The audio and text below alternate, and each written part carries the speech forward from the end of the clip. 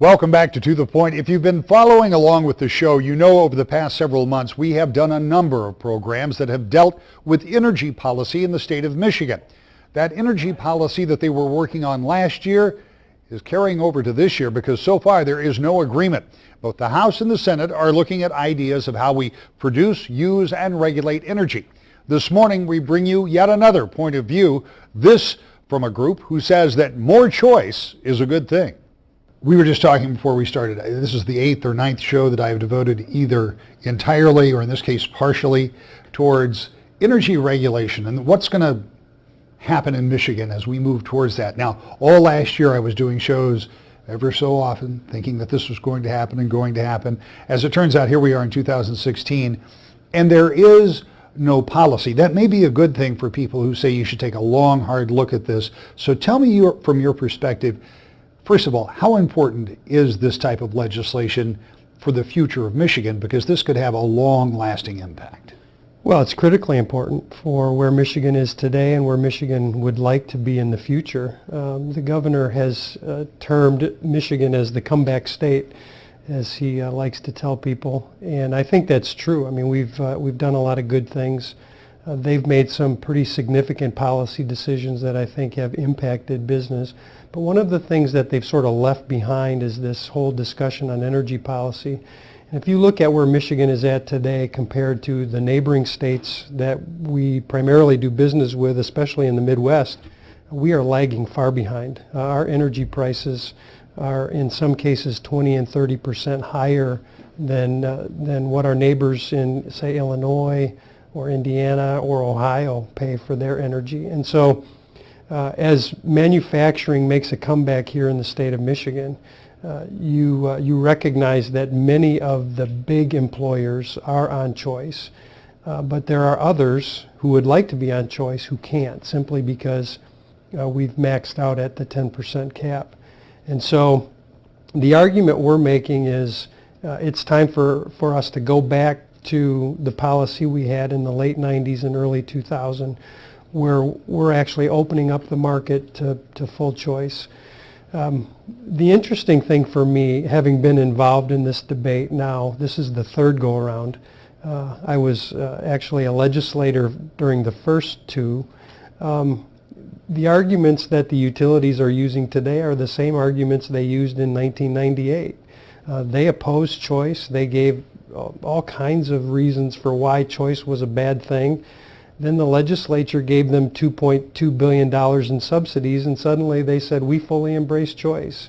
If you look at their arguments, they don't stand up. They don't pass the smell test, and they don't pass the common sense test. Well, let's talk about that, because you say it's interesting because they were making the same arguments 20 years ago. I find it interesting because a few weeks ago, I was sitting here with one of your former colleagues who, and as I said, Republicans, as you served as a Republican House and Senate member, as did Ken Sekema, and I said Republicans are usually free market, let the market decide kind of guys, and he said yes until it comes to this. And so he is supporting the side that says he would like to see a fully regulated market, and you're talking about a choice market. So here are two folks who came from more or less similar backgrounds, I won't say the same backgrounds, at least served in the same party in the same legislative body at the same time, roughly. But you come to different conclusions. So let me start with part of their argument. You say their arguments don't pass the smell test. Here's part of the argument. That in order for the regulated utilities, the current big two, essentially, to be required to provide enough base load to cover the entire state of Michigan, they have to be guaranteed a certain percentage of the market. Because if they're not, then they could be overproducing and costing money or passing that cost along to consumers. That isn't... Well, that argument they use, I think, demonstrates a fundamental misunderstanding of how the energy market works today. What they don't let people know is that they're buying off the market today to service their existing customers, and they only have 90% of the load in Michigan, right? So what they produce as a utility, they put on the grid, and then they buy off the grid to service their customers. AESs also buy off the grid to service their customers. Now, some of the energy they buy could be energy produced by DTE or consumers, but not necessarily, right? So they buy it across the region and move it to where it's needed. So when the utilities say we need to have a guaranteed rate of return, what they're not telling people is they're going to produce as much energy as they can produce anyway because they put it on the grid and it gets bought by people, right? So Ken didn't remind you, I'm sure, that when he was in the Senate, he actually was responsible for the choice bill moving out of committee because the chair at the time opposed it. And so when the chair got called out of the committee room, Senator Sikkema at the time was the vice chair. He took the gavel, moved the bill to the floor, and the rest is history. But had he not done that, that bill would still be stuck in committee. We never would have experienced choice in Michigan, and we wouldn't know the benefits of choice. Quickly, for me and those listening, an AES is a... Alternative energy supplier, sorry. So, no, that's fine, because this is a complex issue, and for folks like you and Senator Sikkema and the others that are involved, the current serving members, they're dealing with this all of the time. For those of us who just want the lights to come on when we flip the switch, I'm not sure how many I know do care, but for example, we've talked to the folks who want alternative energy sources, and we've talked to the people for regulation. You talk about choice. My consideration is when the light switch goes on, the lights come on and it's reliable.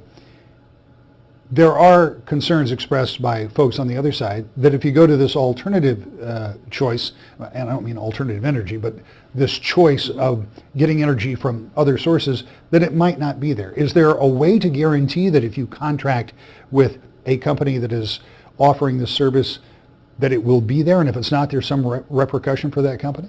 Again, you've seen the commercials on TV that the utilities are running, scaring people into believing that in a choice market, reliability is an issue. Reliability is not an issue, and it hasn't been, and it won't be.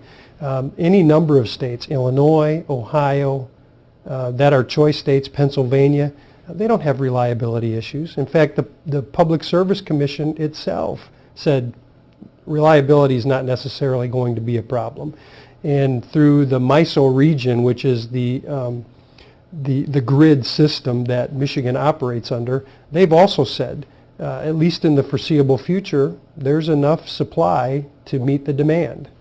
Is there, and I don't know if you can answer this because you can't get into the private contracts of private companies, but is there a way to gauge the relative cost savings or increase if you have broader choice? In other words, one would suspect that there must be cost savings for people to go to choice, otherwise there wouldn't be a particular reason to do it. But do you have any broad numbers that suggest what that kind of savings might be? Between 20 and 30%. I mean, it's a big number, right? Choice works. Choice lowers costs for the people that need the energy, that buy the energy. It improves customer service. Let me bring you back again to 1998-99. When we opened up the Michigan market to full choice, we never reached a time when we had over 18% of the load taking advantage of choice because the utilities got smarter, they dropped their prices, they improved their service, and people stayed. And in fact, when we changed the law in 2008, we were at 3% choice. A lot of people came back to the utilities because they got better at competition. When we passed the act, I remember this testimony. I was on the committee in the Senate. They said, we think 10% is a very generous number. We don't see any scenario where in the next 20 years we hit 10%. 12 months later, we were at 10% in the DTE, Detroit Energy Service territory, and in the consumers territory. Now, if we were to eliminate that 10% number, that reference in the law, and just be silent on it, we would be at over 25% choice right now, just based on who's taking advantage of choice and those customers that are in the queue waiting to jump into choice. That's as high a demand for choice as we've ever had in Michigan. And we should point out that most of these, not all, but most of these are bigger groups, big companies, corporations, that kind of thing, that obviously can make that savings. Well, they have energy managers Yeah. that are looking for deals, right? They're very smart because it's a cost to do business for them. But what we've seen in other states like Illinois, the fastest growing market segment in choice has been residential, because communities were given the opportunity to aggregate their load. So a city like Grand Rapids could go to an AES, an alternative energy supplier, and say, here's how much load the residents of our city proper use in energy. Quote us a price. And so then rather than having the invoice come from consumers, they would pay their invoice through City Hall, and City Hall would make the purchase from an alternative energy supplier. That's what Chicago did at one point. I think they've since switched to something else. But the fastest growing segment in Illinois was the residential market. You've seen this bill as it has started to move through the legislature, and as I say, it's moved slower than some might have expected. I think the roads deal may have gotten in the way, but there's also this big disagreement among folks about alternative energy use, about the choice issue. But you're also a former legislator, and you know how this kind of grinds slowly. As I look at it as an observer right now, I don't see any of the chairmen that are necessarily pushing the cause of more choice. How do you get there? We've got about 60 seconds left. Well, I don't think you get there with this bill.